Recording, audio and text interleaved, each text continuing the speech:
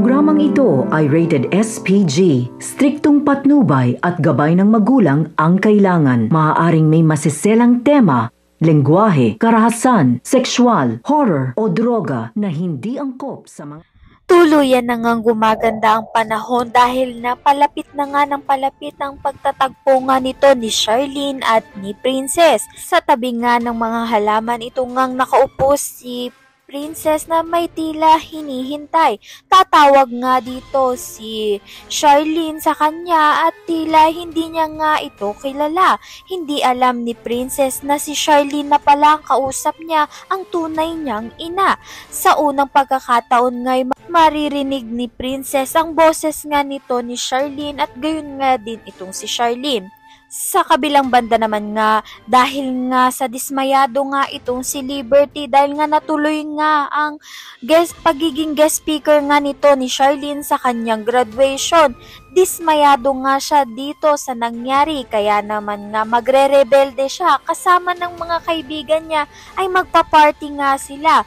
Ngayon ngay nalaman na nga ng mga kaibigan niya na ex-convict nga ang kanyang ina kaya naman nga mapapaaway nga siya sa bar at dahil hindi niya nga ito gustong malaman nga ng mga tao dahil nga sa napaaway nga itong si Liberty ay to the rescue naman ang kanyang ina na si Charlene kasama nga itong si Raymond.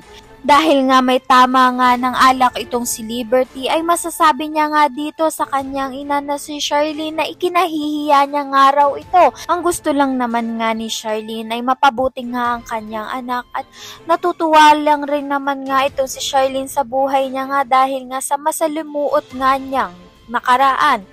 At ito ngang si Princess ay desidido pa rin ngang makaipon ng pera upang ngang makapunta nga sila sa Kuwait ng kanyang ama.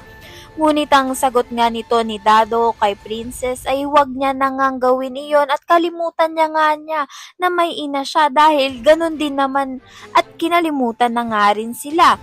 Kung isa ka nga rin sa nagnanais na magtagpo na nga ng tuluyan itong si Charlene at si Princess, ayan nga ang pakabangan natin. Maraming salamat sa iyong panunood.